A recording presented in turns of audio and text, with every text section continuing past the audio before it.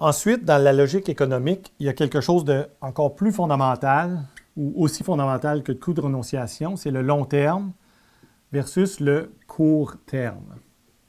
Vous regardez une variable, OK, vous regardez une variable, et vous voyez quelque chose comme ceci. On va dire que c'est, qu'est-ce qu'on peut dire? On va dire que c'est le taux d'intérêt de long terme à travers le temps depuis les 40 dernières années. Et si vous regardez les graphiques, vous allez voir que ça a l'air de quelque chose comme ça.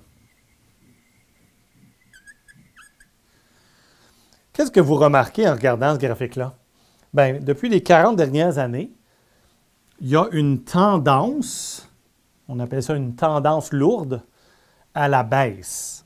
Il y a une tendance lourde à la baisse. Les tendances lourdes sur longtemps, alors là, c'est une longue histoire, mais les tendances lourdes sur longtemps en macroéconomie, c'est expliqué à l'aide de modèles de long terme. Vous enlevez tous les éléments de fluctuation rapide autour de la tendance. Et il y a des fluctuations autour de la tendance. Donc, il y a des périodes dans une tendance lourde de long terme à la baisse. Il y a des périodes de hausse de taux d'intérêt, n'est-ce pas? Et donc, pendant ce temps-là, les gens disent, ça y est, les taux d'intérêt augmentent à long terme. C'est fini la baisse des taux. Tu sais, la baisse des taux, c'est fini. Mais s'il comprend plus fondamentalement l'économie, il va comprendre qu'il y a des éléments, ce qu'on appelle structurels. Okay? Donc, structurel, c'est long terme. Donc, tendance lourde, structurelle, long terme. Tout ça, c'est long terme. Qui explique la tendance lourde qui ne s'en allait pas pendant que les taux d'intérêt pendant un bout de temps augmentaient, n'est-ce pas? Et donc, ça, c'est des éléments structurels. Comparés à des éléments conjoncturels qui, eux, peuvent engendrer des départs, disons, donc des écarts par rapport à la tendance de long terme. Donc, par exemple, ici, la conjoncture était favorable à des hausses de taux d'intérêt pendant un certain temps. Et donc, il y a des modèles et des réflexions et une logique à long terme en économie. Et il y a, donc ça c'est structurel, et c'est toute une famille de modèles puis d'hypothèses et tout. Donc les comportements s'ajustent, les prix s'ajustent plus, mieux, tu sais, à long terme qu'à court terme. Et à court terme, il y a une famille de modèles avec des hypothèses, etc. Donc les prix s'ajustent moins, les salaires s'ajustent moins, les comportements s'ajustent moins à court terme, etc. N'est-ce pas? Et donc, ça fait la différence entre les deux. Donc, court terme et long terme, c'est absolument fondamental à démêler dans vos têtes. Ensuite, un des grands problèmes, c'est, pour les gens, c'est qu'est-ce qui est court terme et qu'est-ce qui est long terme. Alors, la réponse simple, ou disons courte à ça, c'est « ça dépend du contexte ».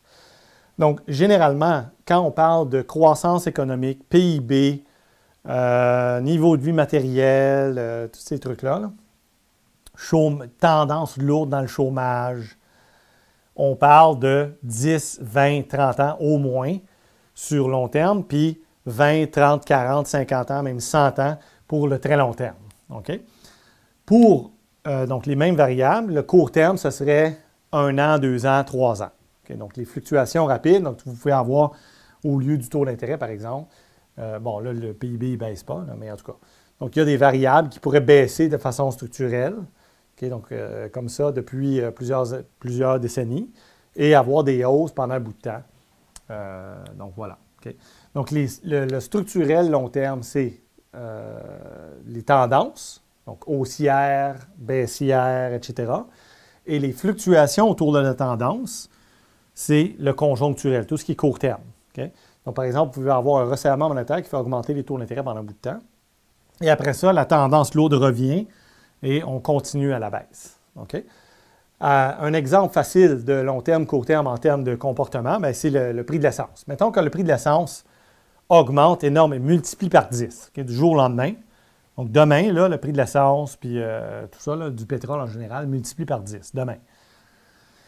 À très court terme, donc un jour, une semaine, un mois, ça va être difficile de s'ajuster, n'est-ce pas? Si j'ai absolument besoin de prendre ma voiture pour aller travailler, par exemple, si je ne fais pas le plein et mon réservoir est vide, je perds mon travail. Et donc, je vais être obligé de faire le plein, n'est-ce pas? Et donc, ça, c'est court terme. Mon comportement ne s'est pas encore ajusté parce que je n'ai pas eu le temps de m'ajuster. Si, par contre, donc là, je vais faire le plein, je vais chialer parce que c'est trop cher, tout ça, Mais si on laisse assez de temps passer, donc une fois que je constate que le prix du pétrole a multiplié par 10 puis il va rester là, peut-être que je vais déménager plus proche de mon travail, peut-être que je vais prendre plus le transport en commun, peut-être que je vais faire du covoiturage, peut-être, bon, ainsi de suite. Il va y avoir des alternatives, ça c'est le côté demande, n'est-ce pas? Mais il y a le côté offre-production aussi. Donc peut-être que les offreurs, les producteurs, vont offrir des alternatives qui ne sont pas reliées au pétrole. Et pourquoi ils vont en offrir plus? Parce que ça va être intéressant de chercher, parce qu'il va y avoir beaucoup de demandes pour des alternatives une fois que le pétrole est trop cher. Et donc ça, c'est tous des exemples où, à court terme, il arrive des chocs et des choses là, qui changent là, à l'intérieur d'un an, 2 ans. Et par la suite, les gens s'ajustent, les entreprises, les gouvernements, les firmes, les individus, tout ça, donc s'ajustent à la fois en comportement et toutes les variables macroéconomiques s'ajustent aussi. Donc les taux d'intérêt, les indices boursiers, bon, ainsi de suite. Tout s'ajuste. Et donc c'est la magie, évidemment, d'une économie de marché, c'est très flexible et ça s'ajuste au choc constamment. Okay? Donc il faut toujours faire la différence entre long terme. Quand un économiste parle long terme, qu'est-ce qui explique l'évolution des taux de change à long terme? Alors ça serait qu'est-ce qui explique qu'une devise s'apprécie à long terme en tendance, donc sur 10, 20, 30, 40, 50 ans, ou se déprécie sur 10, 20, 30, 40 ans. Donc ça serait à long terme. Donc ça serait un cadre de réflexion de long terme, des hypothèses de long terme, ainsi de suite, structurel. Et qu'est-ce qui fait qu'une devise s'apprécie ou se déprécie à court terme? Ça, c'est toute une autre affaire. Okay?